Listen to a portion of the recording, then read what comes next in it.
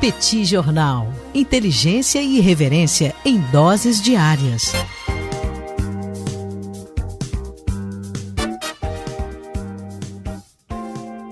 Olá, gente. Bem-vindos a mais um bate-papo do Petit Jornal, esse encontro semanal entre eu, Daniel Souza, e Tanguy, o Bagdadi, para repercutir um pouco os acontecimentos dos últimos dias de economia e de política internacional.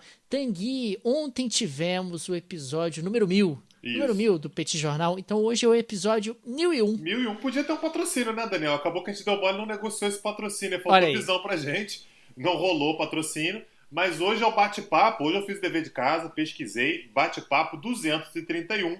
Então tá tudo rimando aí.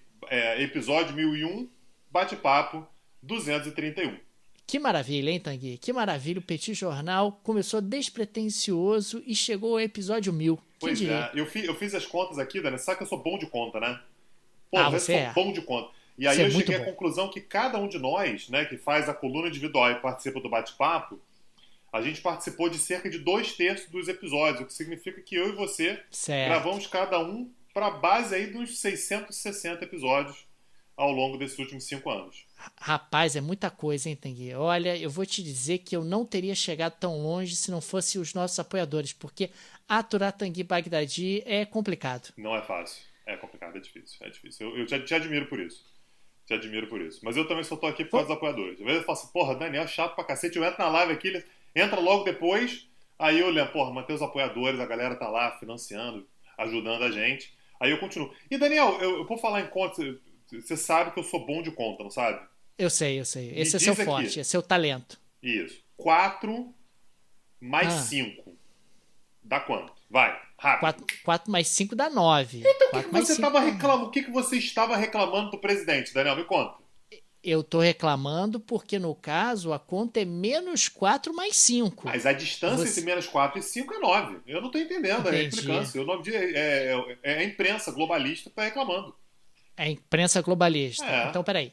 O Brasil tem um PIB que recuou em 2020 4%, pouco mais de 4%.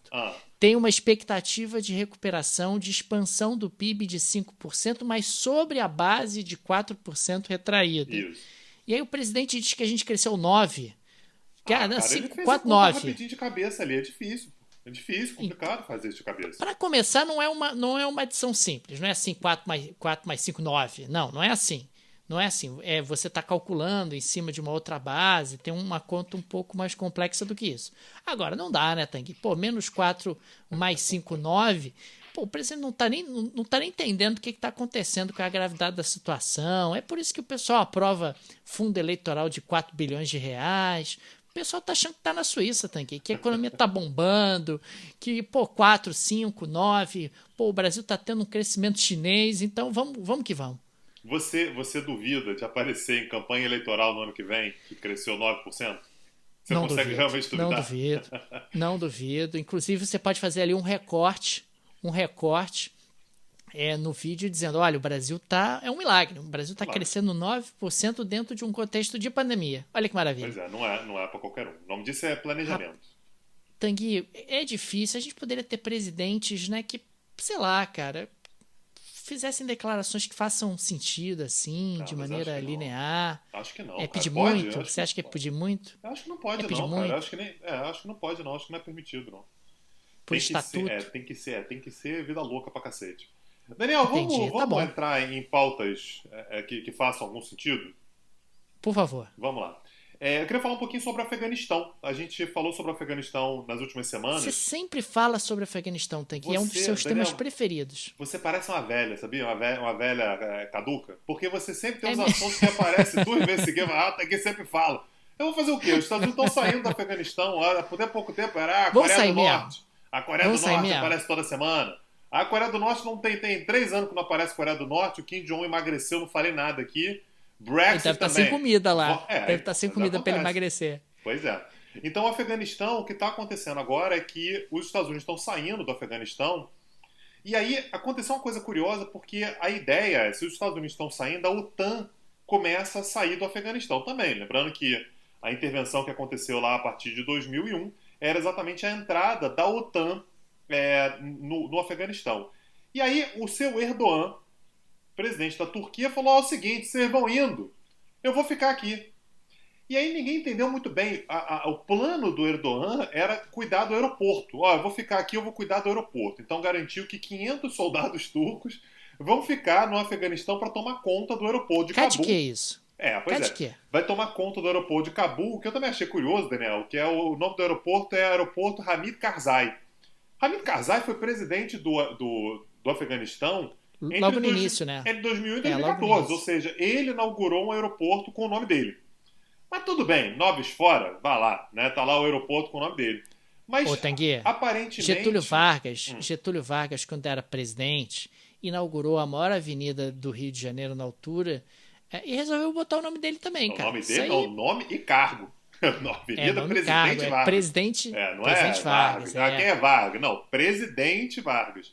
Então existe. O que eu quero colocar é que já tem precedente, né? Existe precedente tá aí, né? O Hamid Karzai, inclusive, ele falou com os ministros dele: fiquei sabendo que no Brasil, aí fala assim: não, então beleza. Então vai lá. Legal. Então, assim, a gente já comentou isso aqui em outras oportunidades sobre o novo formato da política externa turca, né? A Turquia deixou de querer assumir aquele papel de um país que quer ser ocidental, um país que segue a regra direitinho. E o Erdogan, ele meio que abraça uma lógica otomana. Lembrando que o Império Otomano foi aquele império longevo, grande, né, poderoso durante muito tempo, né, um império que era muito temido durante algum tempo, por exemplo, na Europa Ocidental e tudo. E me parece que a próxima jogada do Erdogan, depois de já ampliar sua influência, por exemplo, no Mediterrâneo Oriental, aumentar sua influência no norte da África, né, expandir sua influência ali pela região, me parece que o Afeganistão agora é um espaço importante. E aí o Talibã reclamou, o Talibã falou assim, não é pra ficar ninguém, não sei o quê. E o Erdogan, ele tá meio que se fazendo de besta, né? Não, mas a gente é uma nação muçulmana, a gente vai negociar, vai ajudar. Os Estados Unidos estão achando muito bom, porque afinal de contas fica alguém da OTAN tomando conta do aeroporto, que é um ponto focal importante para chegada e saída de suprimento, de diplomatas, de ajuda, de negociadores e tudo. Mas lembrando que o Talibã já conquistou metade do país. Metade do território afegão já está nas mãos do Talibã. Então, ao observar, assim, estranha a atitude turca de querer ficar no inferno chamado Talibã, no inferno chamado Afeganistão, o Talibã é quase sinônimo já, com o Talibã se expandindo, com aliança com a Al-Qaeda, me parece que é de fato a Turquia, mais uma vez, querendo expandir a sua influência por um país muçulmano, querendo, inclusive, a gente já falou sobre isso aqui outras vezes também, de uma certa forma, substituir a Arábia Saudita. A Arábia Saudita se consolidou durante muito tempo como um país que era uma referência para os países sunitas, como é o caso do Afeganistão, e a Turquia vem rivalizando com a Arábia Saudita exatamente por esse posto de liderança do mundo sunita. Acho que o Tanguy está sendo implicante com o menino Erdogan. O menino Erdogan está bem intencionado, está querendo ajudar os afegãos, vai ali controlar só o aeroporto. Pô, e o Tanguy fica, não, porque eu acho que tem coelho nesse mato, acho que o Erdogan está querendo substituir a Arábia Saudita. Eu acho que você está sendo maldoso. Acho que você está sendo maldoso. É uma questão apenas de cooperação, de os países se ajudando, o mundo se tornando um lugar melhor e você aí reclamando das pessoas que se ajudam. É verdade. Talvez o Erdogan esteja contribuindo para um mundo melhor. É possível. Eu vou refletir sobre isso, viu, Daniel? Vou refletir Faça isso. sobre essa possibilidade. Talvez eu esteja pesando a mão com o nosso queridíssimo amigo Recep Tayyip Erdogan. Daniel, me conta aí, variante Delta. Qual é dessa variante aí? Ô, Tanguy, eu não sei se você acompanhou, deve ter acompanhado, porque você é um investidor, né? Você é um investidor de mercado de capitais, que essa semana foi tensa. Foi tensa porque a variante Delta está apresentando um nível de contágio, de contaminação muito significativo em diferentes países. E, consequentemente, as expectativas econômicas deram uma deteriorada, porque com a variante Delta existe aí a perspectiva de retrocesso nas medidas de flexibilização na circulação de pessoas ao redor do mundo. Na Europa, em particular, isso já está muito claro, essa tendência já está muito claramente estabelecida. Nos Estados Unidos, a variante Delta também está se espalhando com velocidade. E claro, a gente está falando de uma variante que se espalha fundamentalmente em pessoas não vacinadas, mas o número de pessoas pessoas não vacinadas, tanto nos Estados Unidos quanto na Europa, é muito grande. E é suficiente realmente para deixar a coisa, digamos assim, em uma situação delicada, forçando os diferentes governos a adotarem medidas de restrição à circulação de pessoas. E claro, se você tem uma variante que pega pessoas que não estão vacinadas, pessoas não vacinadas muito expressivas, a economia acaba sendo impactada.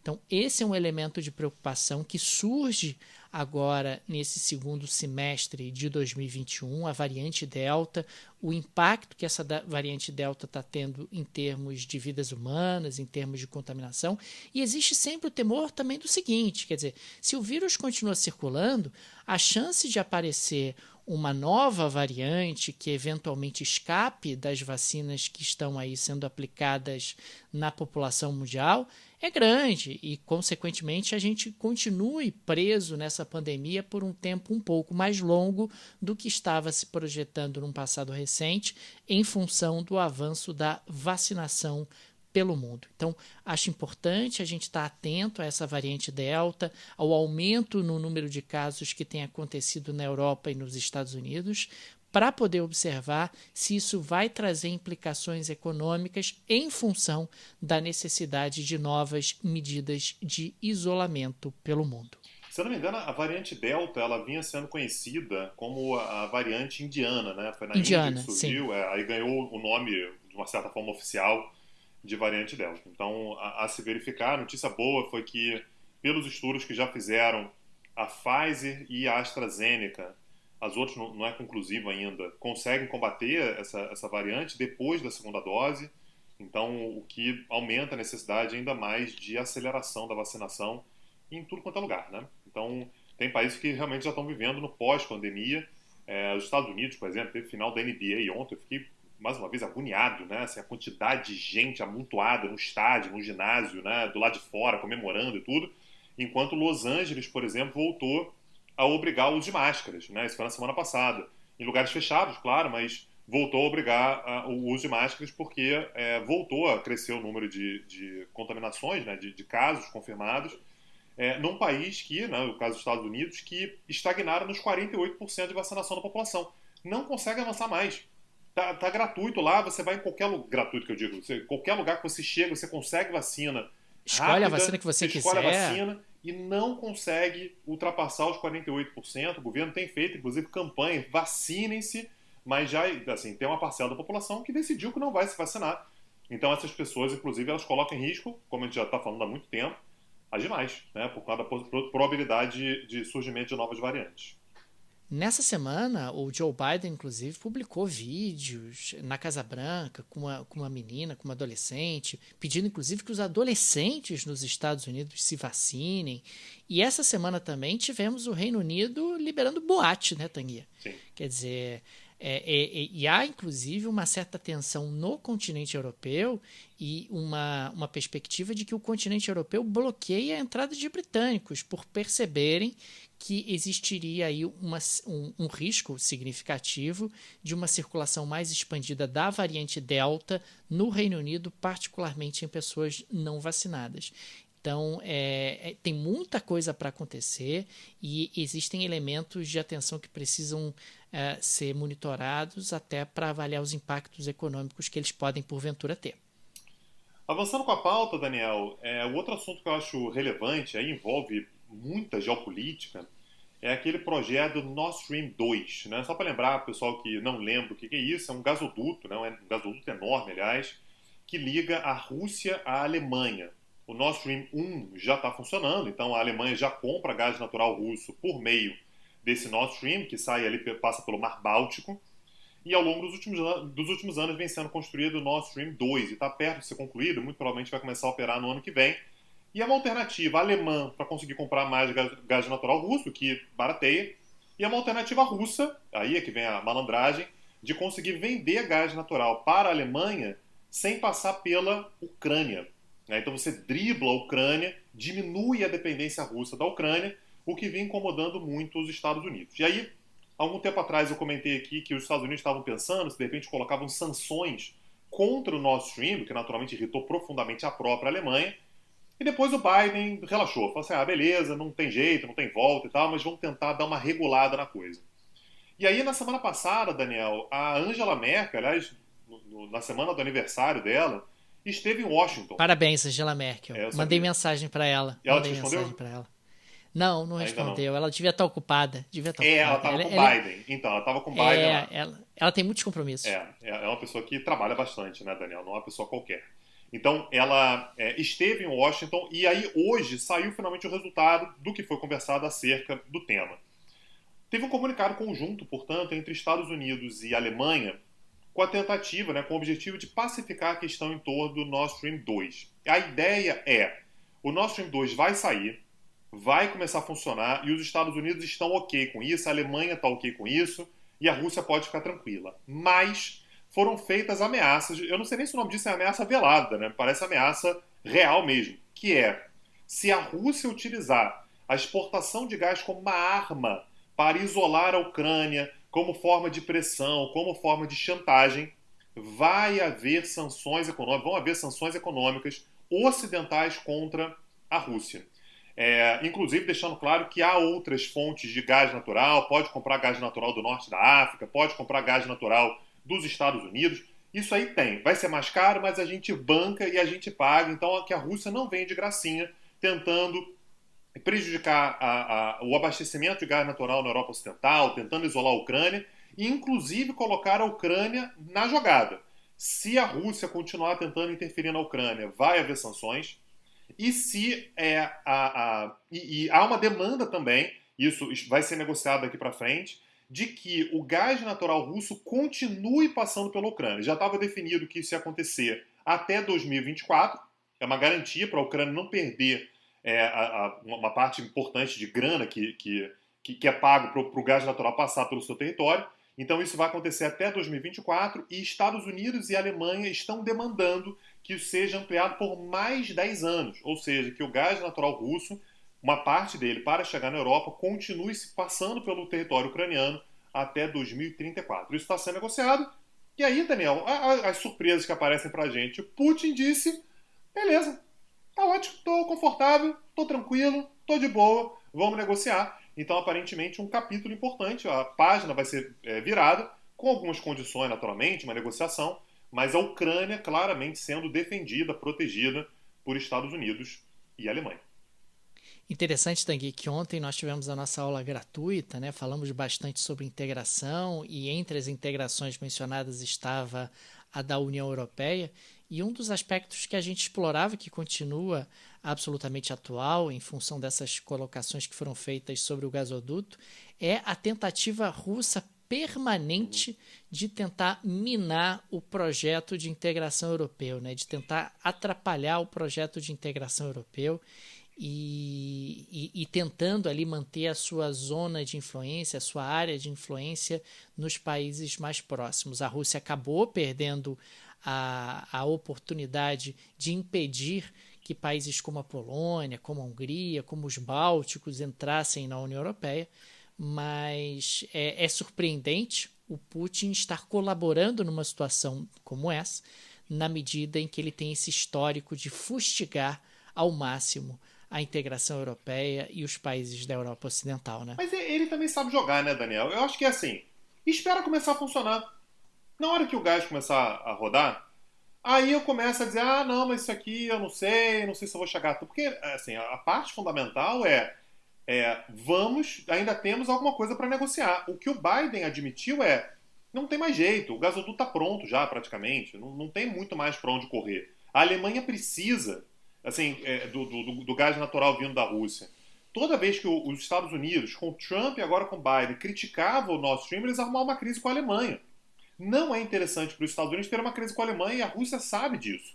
Então, a postura russa eles precisam que o gasoduto comece a funcionar. Deixa começar a funcionar e depois eu endureço, onde quer que seja. Não dá para imaginar que daqui a 5 anos, se Estados Unidos e Alemanha quiserem impor alguma coisa à Rússia, ela aceite porque foi afirmado alguma coisa no ano de 2021. A Rússia vai renegociar, vai demandar, vai pedir mais, vai se fortalecer, vai vender mais gás natural para a China para se tornar menos dependente. A Rússia também vai ganhar tempo. Então, está longe de ser um assunto terminado. Isso é um assunto que, na verdade, eu acho que ao longo dos próximos anos, próximas décadas, talvez, vai ser um assunto muito constante nessa relação entre a Rússia, os países europeus e os Estados Unidos. Mas você fez referência a 2025 porque o Putin não vai estar mais, né, em 2025, é isso? Não, é assim, ele vai Ah, reavaliar a possibilidade dele ficar certo. à frente do governo. É possível que em 2025 ele esteja? Sim, 2026? Talvez. Dois, 2030? talvez. 2032? Pode ser que sim. Em- 2035? Talvez também. Dependendo da saúde, até 2036 ele fica. Daí para lá, Daniel, aí vai ter que reformar a Constituição de novo, que aí também, porra, ele também não é de ficar mudando a regra o tempo todo, né? Aí ele vai ver Imagina. o que ele faz mais para frente. Entendi. Tá bom. Daniel, emprego nos Estados Unidos, me conta aí. Pois é, Tanguy, um dos elementos que me parece cada vez mais importante de ser analisado quando a gente fala de economia internacional é o nível de emprego pós-pandemia. E acho que a economia dos Estados Unidos já é um ótimo exemplo do que deve acontecer ao redor do mundo. Nós temos aí uma recuperação do PIB pré-pandemia nos Estados Unidos nesse ano de 2021, mas não temos a recuperação do nível de emprego pré-pandemia. Quer dizer, a taxa de desemprego nos Estados Unidos continua bastante elevada, nós continuamos com milhões de desempregados nos Estados Unidos que perderam o seu emprego na pandemia e ainda não recuperaram, e tudo indica que vão demorar a recuperar os seus postos de trabalho. Isso pode ser explicado pelo seguinte: a pandemia acabou forçando uma digitalização das empresas, acabou forçando um aumento de produtividade, acabou forçando modificações nos processos produtivos e modificações que, no final das contas, diminuíram a demanda por trabalho. Quer dizer, você consegue hoje, nesse pós-pandemia, particularmente nos Estados Unidos, produzir a mesma quantidade de bens e serviços que você produzia antes da pandemia com menos gente, por conta da utilização de sistemas digitais, por conta da utilização de plataformas, por conta de um aprendizado. As pessoas aprenderam a ser mais produtivas dentro de um ambiente de pandemia. E isso diminui a necessidade de trabalhadores para a mesma produção de bens e serviços. Esse é um tema que preocupa nos Estados Unidos. O próprio presidente do Fed já sinalizou que vai manter as políticas de estímulo para tentar diminuir o desemprego, mesmo que isso signifique uma inflação maior nos Estados Unidos. O próprio Brasil, quando recuperar o PIB pré-pandemia, já está precificado, já é esperado que vai acontecer a mesma coisa. Quer dizer, o Brasil vai recuperar o PIB pré-pandemia com um volume de emprego menor do que se tinha quando a pandemia começou. E esse é um tema que vai crescer ao redor do mundo. O que a gente faz?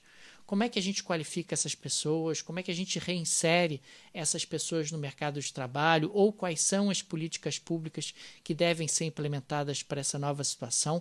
O fato é, a pandemia fez com que a economia mundial fosse modificada de forma muito acelerada e diminuísse a demanda por trabalho, diminuísse a quantidade de trabalhadores necessários para produzir a mesma quantidade de bens e serviços.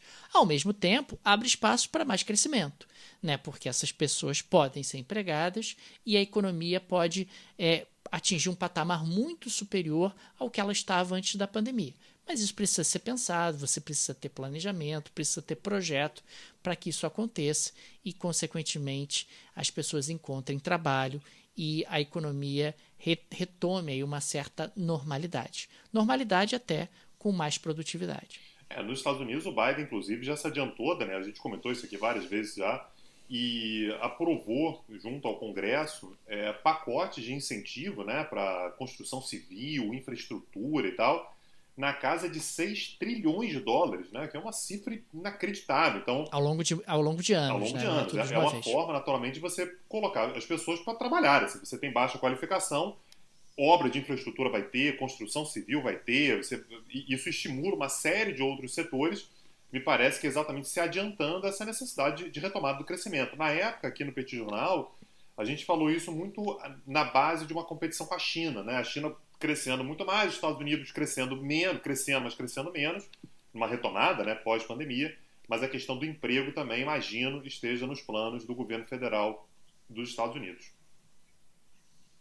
Daniel, vamos fazer aquele agradecimento aos apoiadores? Mais uma vez, já fizemos no início, mas eu acho que não custa nada, né? Já é uma tradição fazer aquele agradecimento no final. É verdade, Tanguy. Ainda mais nessa semana tão especial aqui para o projeto do Petit Jornal. Cruzamos a barreira dos 1000 episódios. Queríamos deixar aqui registrado o nosso agradecimento aos apoiadores do Petit Jornal. Eles mantêm esse projeto de pé. Eles efetivamente chegam junto e nós somos eternamente gratos aos apoiadores do Petit Jornal por manterem esse projeto, por patrocinarem esse projeto que se tornou tão importante para mim e também para o professor Tanguy Bagdadi ao longo desses 5 anos, né? E querendo se tornar apoiador, gostando da ideia, gostando do projeto, se você acompanha o Petit Jornal, se o Petit Jornal te ajuda a entender melhor o que se passa nesse mundo tranquilo, calmo, né, que a gente tem visto ao longo dos últimos anos, você acessa www.petitjornal.com.br, tem uma abinha lá chamada Apoie o Petit. Você pode apoiar do Brasil ou do exterior, estão lá as instruções, você deixa a contribuição para nos ajudar aqui cotidianamente. E quem quiser mais conteúdo, né? Fala assim, mas eu quero mais. Os episódios, beleza, eu ouço todos, mas eu quero mais conteúdo. O que mais que a pessoa pode fazer para acompanhar conteúdo do Petit Jornal?